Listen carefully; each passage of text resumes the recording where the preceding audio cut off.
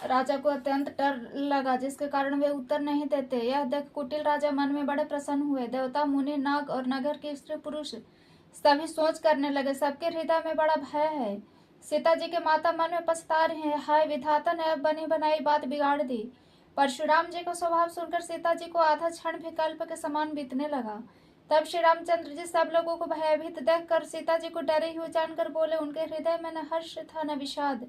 हे नाथ, शिव जी के धनुष को तोड़ने वाला आपका कोई एक दास ही होगा। क्या आ गया है, मुझसे क्यों नहीं कहते? यह सुनकर क्रोधी मुनि रिसाकर बोले, सेवक वह है जो सेवा का काम करे, शत्रु का काम करके तो लड़ाई ही करनी चाहिए। हे राम सुनो, जिसने शिव जी के धनुष को तोड़ा है वह सहस्त्र बाहु के समान मेरा शत्रु है।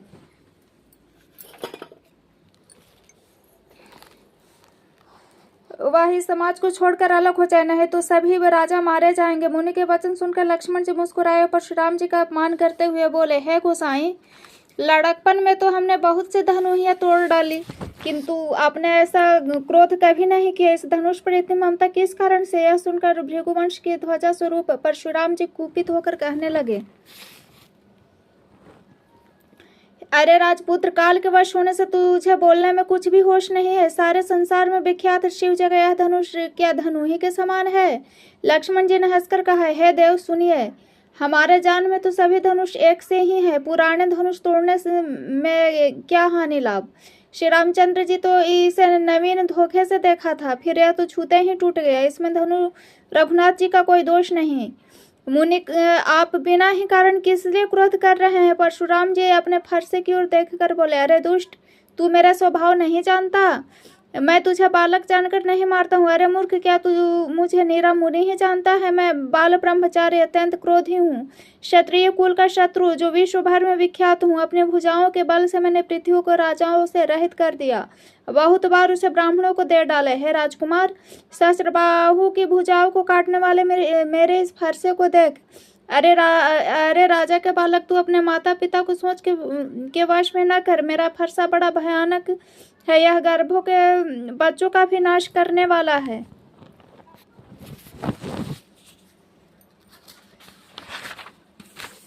लक्ष्मण जी हंसकर कोमल वाणी से बोले, अहो मुनि, तो आपने अपने को बड़ा योद्धा समझते हैं, बार बार मुझे कुल्हाड़ी दिखाते हैं, फूंक से पहाड़ उड़ाना चाहते हैं। यह कोई कुम्हड़े की छोटा बच्चा नहीं है जो तर्जनी उंगली को देखते ही मर जाती है। कुठार और धनुष बाण देखकर ही मैंने सब कुछ अभिमान सहित कहा। भृगुवंशु समझकर यज्ञोपवीत देखकर तो जो कुछ आप कहते हैं उसे मैं क्रोध को रोक कर सह लेता हूँ। देवता, ब्राह्मण, भगवान के भक्त और गौ, इन पर हमारे कुल में वीरता नहीं दिखाई जाती, क्योंकि इन्हें मारने से पाप लगता है और इनसे हार जाने पर अपकीर्ति होती। इसलिए आप मारे तो भी आपके पैर ही पड़ना चाहिए। आपका एक एक वचन ही करोड़ वज्रों के समान है। धनुष और बाण कुठार तो आप व्यर्थ में ही धारण करते हैं। इन्हें धनुष और बाण कुठार पर देखकर मैंने कुछ अनुचित कहा हो तो उसे हे धीर महामुनि क्षमा कीजिए। यह सुनकर भृगुवंश मणि परशुराम जी क्रोध के साथ गंभीर वाणी बोले, हे विश्वामित्र सुनो, यह बालक बड़ा कुबुद्धि और कुटिल है, काल के वश होकर यह अपने कुल का घातक बन रहा है। यह सूर्यवंशी रूपी चंद्रमा का कलंक है, बिल्कुल उद्दंड, मूर्ख और निडर है। इस क्षण भर में यह काल का ग्रास हो जाएगा। मैं पुकार कर कह देता हूँ, फिर मुझे कोई दोष नहीं। यदि तुम इसे बचाना चाहते हो तो हमारा प्रताप, बल और क्रोध बताकर इसे मना कर दो। लक्ष्मण जी ने कहा, हे मुनि, आप सुयश, आपके रहते दूसरा कौन वर्णन कर सकता है? आपने अपने ही मुंह से अपनी करनी अनेकों बार बहुत प्रकार से वर्णन की है, इतने पर भी न संतोष हुआ हो तो फिर कुछ कह डालिए।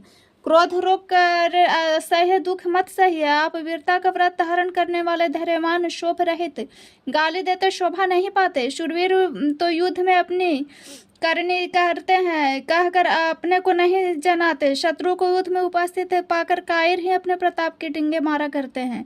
आप तो मानो काल को हाथ लगाकर बार बार उसे मेरे लिए बुलाते हैं। लक्ष्मण जी के कठोर वचन सुनते ही परशुराम जी अपने भयानक फरसे को सुधार कर हाथ में ले लिया और बोले, अब तो लोग मुझे दोष न दे। यह कड़वा बोलने वाला बालक मारे जाने ही योग्य है। इसे बालक देखकर मैं बहुत बचाया, पर अब यह सचमुच मरने ही आ गया है।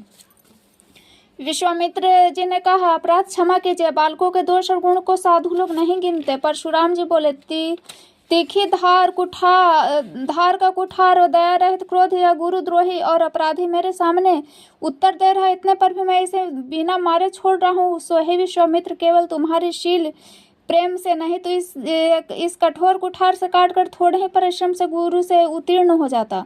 विश्वामित्र जी ने हृदय में हंसकर कहा, मुनि को हरा ही हरा सूझ रहा है। अर्थात सर्वस्त्र विजय होने के कारण वे श्री राम लक्ष्मण को भी साधारण क्षत्रिय ही समझ रहे हैं, किंतु यह लोहमयी केवल फौलाद बने हुए खड़ग है। ऊख की रस्सी की खाट नहीं जो मुंह में लेते ही गल जाए। खेद है मुनि, अभी वे समझ बने उनके प्रभाव को नहीं समझ रहे हैं। लक्ष्मण जी ने कहा, हे मुनि, आपके शील को कौन नहीं जानता है, वह संसार भर में प्रसिद्ध है। आप माता पिता से तो अच्छी तरह उत्तीर्ण हो गए हैं, ऋण हो गए हैं। आप गुरु का ऋण रहा। जिसका जी में बड़ा सोच लगा है, वह मानो हमारे ही मत्थे काढ़ा था। बहुत दिन बीत गए, इससे ब्याज भी बहुत बढ़ गया होगा। अब किसी हिसाब करने वालों को बुला लाइए तो मैं तुरंत थैली खोलकर दे दूं। लक्ष्मण जी के कड़वे वचन सुनकर परशुराम जी ने कुठार संभाला। सारी सभा हाय हाय करके पुकार उठी। लक्ष्मण जी ने कहा, हे भृगुश्रेष्ठ, आप मुझे फरसा दिखा रहे हैं, पर है राजाओं के शत्रु मैं ब्राह्मण समझकर बचा रहा हूँ। आपको कभी रणवीर बलवान वीर नहीं मिले। है ब्राह्मण देवता, आप घर ही में पड़े हैं। यह सुनकर अनुचित कहकर सब लोग पुकार उठे। तब श्री रघुनाथ जी ने इशारे से लक्ष्मण को रोक दिया। लक्ष्मण जी के उत्तर से जो आहुति के समान थे, परशुराम जी के क्रोध रूपी अग्नि को बढ़ते थे। रघुकुल के सूर्य श्री रामचंद्र जी जल के समान शांत करने वाले वचन बोले, हे नाथ, बालक पर कृपा कीजिए। इस सीधे और दूध मुँहे बच्चे पर क्रोध न कीजिए। यदि यह प्रभु आपका कुछ भी प्रभाव जानता तो क्या यह बेसमझ आपकी बराबरी करता? बालक यदि कुछ चपलता भी करता है तो गुरु, पिता और माता मन में आनंद से भर जाते हैं। अतः इसे छोटा बच्चा और सेवक जानकर कृपा कीजिए। आप तो समदर्शी, सुशील और धीर और ज्ञानी मुनि हैं। श्री रामचंद्र जी के वचन सुनकर वे कुछ ठंडे पड़े। इतने में लक्ष्मण जी कुछ कहकर फिर मुस्कुरा दिए। उनको हंसता देख परशुराम जी के नख से शिख तक सारे शरीर में क्रोध छा गया। उन्होंने कहा, हे राम, तेरा भाई बड़ा पापी है। यह शरीर से गोरा पर हृदय से बड़ा काला है। यह विषमुख दूध मुहा नहीं, स्वभाव से ही टेढ़ा है। तेरा अनुसरण नहीं करता। यह नीच मुझे काल के समान नहीं देखता। लक्ष्मण जी ने हंसकर कहा, हे मुनि सुनिए, क्रोध पाप का मूल है, जिसके वश में होकर मनुष्य अनुचित कर्म कर बैठते हैं। विश्व भर के प्रतिकूल चलने वाले सबका अहित करते हैं। हे मुनि राज, मैं आपका दास हूँ। अब क्रोध त्याग कर दया कीजिए। टूटा हुआ धनुष क्रोध करने से जुड़ नहीं जाएगा। खड़े खड़े पैर दुखने लगे होंगे, बैठ जाइए। यदि धनुष अत्यंत प्रिय हो तो कोई उपाय किया जाए, किसी बड़े कारीगर को बुलाकर जुड़वा दिया जाए। लक्ष्मण जी के बोलने से जनक जी डर जाते हैं और कहते हैं, बस चुप रहिए, अनुचित बोलना अच्छा नहीं। जनकपुर के स्त्री पुरुष थर थर कांप रहे हैं, मन ही मन कह रहे हैं कि छोटा राजकुमार बड़ा खोटा है। लक्ष्मण जी की निर्भय वाणी सुन सुनकर परशुराम जी का शरीर क्रोध से जला जा रहा है। उनके बल की हानि हो रही है। तब श्री रामचंद्र जी पर एहसान जानकर परशुराम जी बोले, तेरा छोटा भाई समझकर मैं इसे बचा रहा हूँ। यह मन का मैला और शरीर का कैसा सुंदर है, जैसे विष के रस से भरा हुआ सोने का घड़ा। यह सुनकर लक्ष्मण जी फिर हंसे। तब श्री रामचंद्र जी ने तिरछी नजर से उनकी ओर देखा, जिससे लक्ष्मण जी सकुचाकर विपरीत बोलना छोड़कर गुरु जी के पास चले गए। श्री रामचंद्र जी दोनों हाथ जोड़कर अत्यंत विनय के साथ कोमल और शीतल वाणी बोले, हे नाथ सुनिए, आप तो स्वभाव से ही सुजान हैं। आप बालक के वचन पर कान न दीजिए। बड़े और बालक एक स्वभाव है, संतजन उन्हें कभी दोष नहीं लगाते। फिर उसने तो कुछ काम नहीं बिगाड़ा है ना, तो आपका अपराधी तो मैं हूँ। हे स्वामी, कृपा क्रोध वध और बंधन जो कुछ करना हो दास की तरह मुझ पर कीजिए। इस प्रकार शीघ्र आपका क्रोध दूर हो। मुनिराज बताइए, मैं वही उपाय करूं। मुनि ने कहा, हे राम, क्रोध कैसे जाए? अभी तेरा छोटा भाई टेढ़ा ही ताक रहा है। इसकी गर्दन पर मैंने कुठार न चलाया तो क्रोध करके किया ही क्या? मेरे जिस कुठार की घोर करने सुनकर राजाओं की स्त्रियों के गर्भ गिर पड़ते हैं, उसी फरसे के रहते मैं शत्रु राजपुत्र को जीवित देख रहा हूँ, हाथ चलता नहीं, क्रोध से छाती जली जाती है। हाय, राजाओं का घातक है, कुठार भी कुंठित हो गया, विधाता विपरीत हो गया, इससे मेरा स्वभाव बदल गया, नहीं तो भला मेरे हृदय में किसी समय कैसी कृपा। आज दया मुझे दूसरा दुख दे सहा रही है। सुनकर लक्ष्मण जी मुस्कुराकर सिर नमाया और कहा, आपकी कृपा रूपी वायु भी आपकी मूर्ति के अनुकूल है। वचन बोलते ही मानो फूल झड़ रहे हैं। हे मुनि, यदि कृपा करने से आपका शरीर चला जाता है तो क्रोध करने पर तो शरीर की रक्षा विधाता ही करेंगे। परशुराम जी ने कहा है, हे जनक, देख यह मूर्ख बालक हट करके यमपुरी में घर करना चाहता है, इसे शीघ्र ही आंखों की ओट क्यों नहीं करते। यह राजपुत्र देखने में छोटा है पर है बड़ा खोटा। लक्ष्मण जी ने हंसकर मन ही मन कहा, आंख मूंद लेने पर कहीं कोई नहीं। पर तब परशुराम जी हृदय में अत्यंत क्रोध भर कर श्री राम जी से बोले, अरे शठ, तू शिव जी का धनुष तोड़कर उल्टा हमें को ज्ञान सिखाता है। तेरा यह भाई तेरे ही सम्मति से कटु वचन बोलता है और तू छल से हाथ जोड़कर विनय करता है। या तो युद्ध में मेरा संतोष कर, नहीं तो राम कहलाना छोड़ दे। अरे शिवद्रोही, छल त्याग कर मुझसे युद्ध कर, नहीं तो भाई सहित तुझे मार डालूंगा। इस प्रकार परशुराम जी कुठार उठाए हुए बक रहे हैं और श्री रामचंद्र जी सिर झुकाए मन ही मन मुस्कुरा रहे हैं। श्री रामचंद्र जी ने मन ही मन कहा, दोष तो लक्ष्मण का क्रोध मुझ पर करते हैं और कहीं कहीं सीधेपन में भी बड़ा दोष होता है। टेढ़ा जानकर सब लोग किसी की वंदना करते हैं, टेढ़े चंद्रमा को राहु भी नहीं ग्रसता। श्री रामचंद्र जी ने प्रकट कहा, है मुनीश्वर, कुछ क्रोध न कीजिए, आपके हाथ में कुठार है और मेरा सिर आगे, इस प्रकार आपका क्रोध जाए वही कीजिए। स्वामी और सेवक में युद्ध कैसे है। ब्राह्मण श्रेष्ठ, क्रोध का त्याग कीजिए। आपका वेश देखकर बालक ने कुछ कह डाला, वास्तव में इसका उसका भी कोई दोष नहीं। आपको कुठार, बाण और धनुष धारण किए देख ही वीर समझकर बालक को क्रोध आ गया। वह आपका नाम तो जानता था पर उसने आपको पहचाना नहीं। अपने वंश के स्वभाव के अनुसार उसने उत्तर दिया, यदि आप मुनि की तरह आते तो है स्वामी। बालक आपके चरणों की धूली सिर पर रखता, अनजाने में भूल को क्षमा कीजिए। ब्राह्मणों के हृदय में बहुत अधिक दया होती है। नाथ, हमारी और आपकी बराबरी कैसी, कहिए न। कहाँ चरण और कहाँ मस्तक, कहाँ मेरा राम मात्र छोटा नाम और कहाँ आपका परशु सहित बड़ा नाम।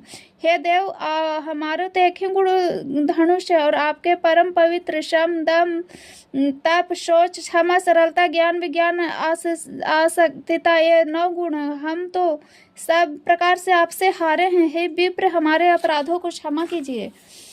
श्री रामचंद्र जी ने परशुराम जी को बार बार मुनि विप्रवर कहा। तब भृगुपति कुपित हो गए और बोले, तू भी अपने भाई के समान ही टेढ़ा है। तू मुझे निरा ब्राह्मण ही समझता है।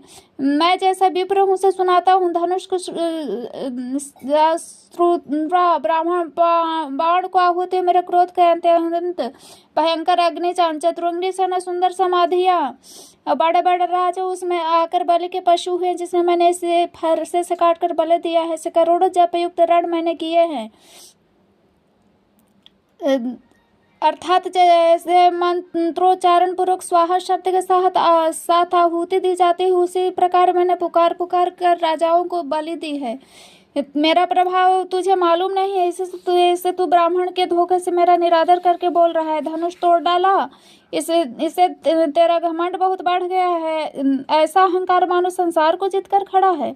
श्री रामचंद्र जी ने कहा, हे मुनि, विचार कर बोलिए। आपका क्रोध बहुत बड़ा है और मेरी भूल बहुत छोटी। पुराना धनुष था, छूते ही टूट गया। मैं किस कारण अभिमान करूं। हे भृगुनाथ, यदि आप सचमुच ब्राह्मण कहकर निरादर करते हैं तो सत्य सुनिए। फिर संसार में ऐसा कौन योद्धा है जिससे हम डर के मारे मस्तक नमावे। देवता, दैत्य, राजा और बहुत से योद्धा, वे चाहे बल में हमारे बराबर हों, चाहे अधिक बलवान हो। यदि रण में हमें कोई ललकारे तो हम उससे सुखपूर्वक लड़ेंगे, चाहे काल ही क्यों न हो। क्षत्रिय का शरीर धार कर जो युद्ध में डर गया, उस नीच ने अपने कुल पर कलंक लगा दिया। मैं स्वभाव से ही कहता हूँ, कुल की प्रशंसा करके नहीं, कि रघुवंशी रण में काल से भी नहीं डरते। ब्राह्मण वंश की ऐसी प्रभुता है कि जो आपसे डरता है वह सबसे निर्भय हो जाता है। श्री रघुनाथ जी के कोमल और रहस्यपूर्ण वचन सुनकर परशुराम जी की बुद्धि के परते खुल गई। और कहा, हे राम, लक्ष्मीपति धनुष को हाथ में लीजिए और इसे खींचिए जिससे मेरा संदेह मिट जाए। परशुराम जी ने धनुष देने लगे, तब वो आप ही चल गया। तब परशुराम जी के मन में बड़ा आश्चर्य हुआ। तब उन्होंने श्री राम जी का प्रभाव जाना। उनका शरीर पुलकित और प्रफुल्लित हो गया। वो हाथ जोड़कर वचन बोले, है प्रेम में उनके हृदय में समाता न था। हे रघुकुल रूपी कमल वन के सूर्य, है राक्षसों के कुल रूपी घने जंगल को जलाने वाले अग्नि, आपकी जय।